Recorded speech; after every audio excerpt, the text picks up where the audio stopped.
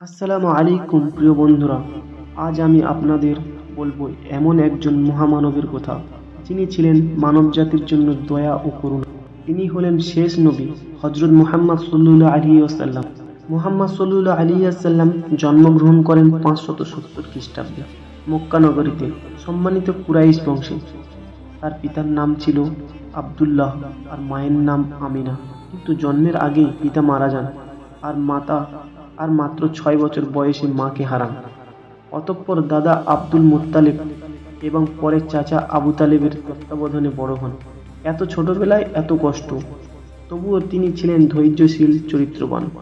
মক্কার মানুষ তাকে ডাকত আল আমিন, বিশ্বাসযোগ্য, সৎ, ন্যায়বান মানুষ। 40 বছর বয়সে হেরা গুহায় ধ্যানমগ্ন অবস্থায় প্রথম ওহী লাভ করেন, যেখান থেকেই শুরু হয় নবুয়তের যাত্রা, দুনিয়ার ইতিহাসের এক নতুন সূচনা। তিনি ছিলেন একজন আদর্শবান মানুষ, স্বামী হিসেবে, নেতা হিসেবে, শিক্ষক হিসেবে এবং মানুষ হিসেবে। তিনি শিশুদের খুব ভালোবাসতেন, তাদেরকে সাহায্য করতেন।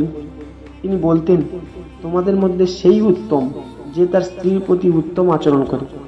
তিনি কখনোই প্রতিশোধ নেননি নিজের অপমানের জন্য। তার হৃদয় ছিল ভালোবাসা, ক্ষমা আর বিনয়ের এক অপার দৃষ্টান্ত।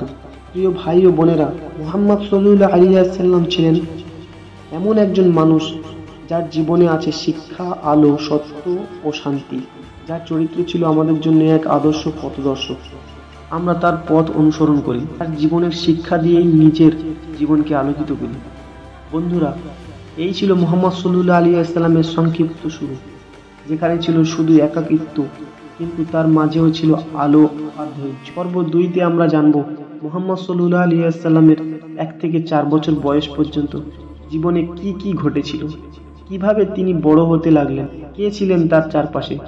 এই ভিডিও শেয়ার করুন, লাইক করে দিন, আর অবশ্যই 2 পর্ব মিস করবেন না। আল্লাহ হাফেজ।